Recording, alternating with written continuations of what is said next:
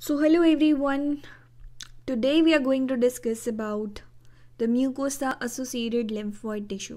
सो हम already cover कर चुके हैं प्राइमरी लिम्फॉइड ऑर्गन्स के बारे में, जहाँ पे हमने बोन मैरो और थाइमस के बारे में डिस्कस करा था। एंड फिर हमने स्टार्ट करे थे हमारे सेकेंडरी लिम्फॉइड ऑर्गन्स, जहाँ पे हम स्प्लीन पढ़ चुके हैं एंड लिम्फ नोड डिस्कस कर चुके हैं। If you haven't watch those videos so the link will be given in the description. Now जो हमारा third lymphoid secondary lymphoid organ है that is MALT mucosa associated lymphoid tissue.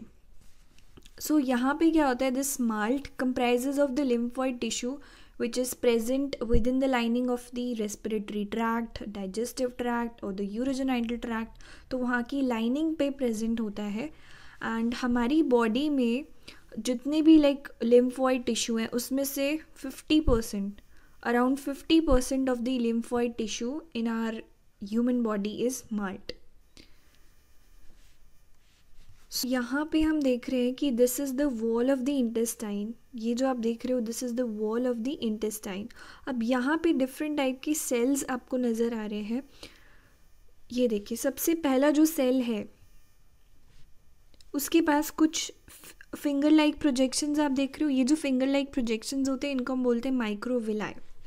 सो ये जो microvilli वाले sales हैं इनको बोलेंगे म्यूकोसिल एपिथेलियम सेल्स। यहीं पर यहाँ पर एक और टाइप के सेल्स प्रेजेंट है which are the M cells. M cells जो होते हैं इनके पास कोई माइक्रोविलाई नहीं है एंड ये स्पेशलाइज्ड सेल्स होते हैं। इनको माइक्रोफोल्ड सेल्स भी बोला जाता है। ये एक तरीके के पॉकेट लाइक होता है, इनका जो स्ट्रक्चर है वो एक पॉकेट लाइक है, जहाँ पर कि जो बैक्टीरिया जो पैथोजन है वो एंटर करेगा बाय द एंडोसाइटोसिस। एंड ये जो एम सेल होते हैं काफ़ी ज़्यादा स्पेशल होते हैं because they work as a trap for the bacteria, for the microorganism, for the external antigen. जो भी फॉरेन एंटीजन आपकी बॉडी में आया है उसके लिए एज ए ट्रैप की तरह ये काम करते हैं।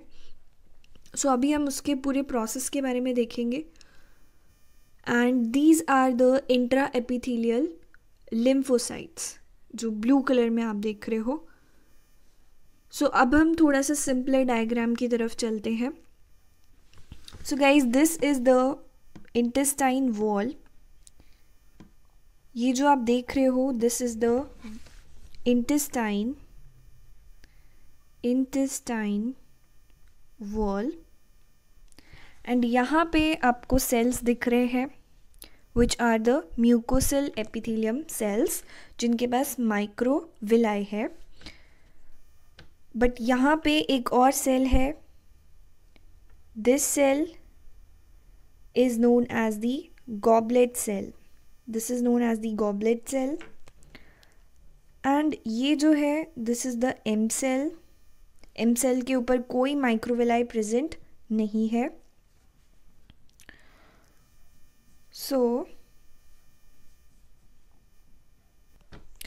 here this goblet cell produces the mucus।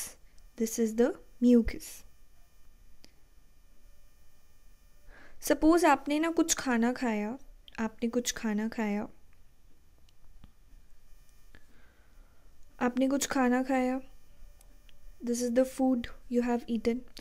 अब उसमें हो सकता है कि कोई बैक्टीरिया प्रेजेंट हो। आपकी बॉडी में क्या आ चुका है, एक बैक्टीरिया आ चुका है, दिस इज़ द बैक्टीरिया। तो खाने के साथ साथ आपके बॉडी के अंदर बैक्टीरिया भी एंटर कर चुका है। अब इसे जाना कहाँ होता है, इसे जाना होता है इन दी ल्यूमन की तरफ इसे जाना होता है, इंटेस्टाइन के ल्यूमन की तरफ इसे जाना होता है। बट उससे पहले इसको एनकाउंटर कौन करता है, M cell. This is the M cell. Okay, this is the M cell.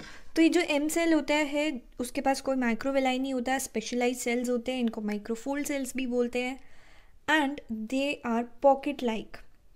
जब बैक्टीरिया क्या करेगा, अब ये बैक्टीरिया क्या करेगा, ये बैक्टीरिया इस एम सेल में एंटर करता है बाय द एंडोसाइटोसिस। अब ये क्या जो एम सेल है वो एक तरीके की ट्रैप की तरह है, बैक्टीरिया को ट्रैप करेगा।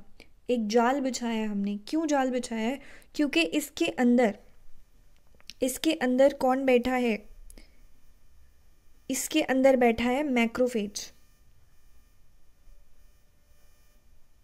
So this black color cell is the macrophage.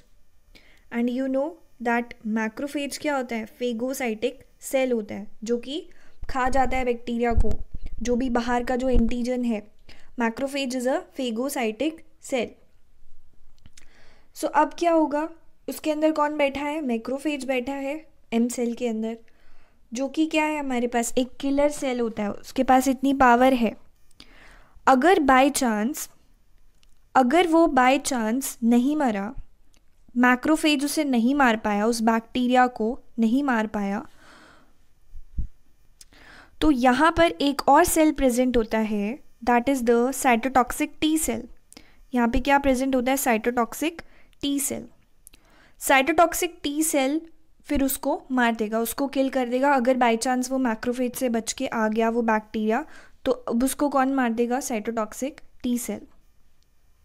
And we know that cytotoxic T cell क्या करता है? एलिमिनेट कर देता है जो भी हमारे पास फॉरेन एंटीजन है, फॉरेन पैथोजन जो भी एंटर करा है. अब क्या होगा इसके बाद क्या होगा? देखो, जो बैक्टीरिया था अब उसकी हालत देखो क्या हो चुकी है. ये बैक्टीरिया था, अब इसके टुकड़े टुकड़े हो चुके हैं, राइट. उसको इन्होंने क्या कर दिया है? तोड़ दिया है बीच में से, बिल्कुल इसके टुकड़े टुकड़े कर दिए हैं. यानी कि ये इसके क्या है? एंटीजन्स हैं, इस पैथोजन के, इस बैक्टीरिया के एंटीजन्स हैं. अब ये एंटीजन्स जो होते हैं, these antigens are send to a dome shape like structure. ये डोम शेप लाइक जो स्ट्रक्चर है, अब ये जो एंटीजन्स हैं ये कहाँ पे भेजे जाते हैं? इस डोम शेप के स्ट्रक्चर में, जिसको हम बोलते हैं पियर्स पैचेस. पियर्स पैचेस क्या होता है? It is a group of lymphoid follicles. Lymphoid follicles का एक गुच्छा होता है, एक ग्रुप होता है, और you can say it is the group of और the mass of the lymphatic tissue. और ये कहाँ पे प्रेजेंट होता है? It is present in the lamina propria region. Let me show you. This region is known as the lamina propria region. So in this diagram also you can see that यहाँ पे क्या present है? ये organised lymphoid follicle जो है, इसी को हम क्या बोलते हैं? Peyer's patches. पियर्स पैचेस ही क्या होता है? Group of the lymphoid follicles, right. And ये कौन से रीजन में प्रेजेंट है? It is present in the lamina propria region. Now guys, ये जो पियर्स पैचेस है, इसके अंदर कौन है भाई? इसके अंदर प्रेजेंट है, सो इस पियर्स पैचेस के अंदर प्रेजेंट है हमारा B cell, B lymphocyte. And B lymphocyte क्या करेगा? डिफरेंशिएट होता है और क्या बनता है? Plasma cell. प्लाज्मा सेल बनता है बी सेल. और प्लाज्मा सेल क्या करता है? प्लाज्मा बी सेल क्या करेगा? एंटीबॉडीज सिक्रीट करता है, राइट. वो क्या करता है? एंटीबॉडीज सिक्रीट करता है plasma cell. It will produce antibodies. अब ये जो एंटीबॉडीज होंगी, ये एंटीबॉडीज क्या करेंगी? They will kill the bacteria. ये एंटीबॉडीज उसके बैक्टीरिया के ऊपर अटैक करेंगी और उसको किल कर देंगी. अब आपको ये वाला डायग्राम बहुत अच्छे से समझ आ जाएगा. सो यहाँ पे देखिए, जो एंटीजन था वो आया एंड एम सेल ने उसे क्या कर लिया? कैप्चर कर लिया. So the antigen transported across the epithelial layer by the M cell at the inductive site activates the B cells in the underlying lymphoid follicles. देखिए यहाँ पे एंटीजन आया, एंटीजन को किसने पकड़ लिया? एम सेल ने पकड़ लिया. एम सेल ने पकड़ लिया एंड उसके अंदर बैठा होता है कौन? मैक्रोफेज. मैक्रोफेज क्या करता है? Inside it macrophage is present, जो कि क्या होता है? किलर सेल होता है. इफ़ बाय चांस अगर वो बच भी गया तो वो साइटोटॉक्सिक टी सेल उसको किल कर देता है. उसके बाद उसके जो एंटीजन्स होते हैं, it is send to a dome shape like structure, जिसको हम बोलते हैं पियर्स पैचेस. ये आपका क्या है? This is the Peyer's patches. Peyer's patches क्या होता है? लिम्फॉइड फॉलिकल्स का ग्रुप होता है, गुच्छे होते हैं लिम्फॉइड फॉलिकल्स के, और यू कैन से the mass of the lymphatic tissue. अब यहाँ पे क्या होता है?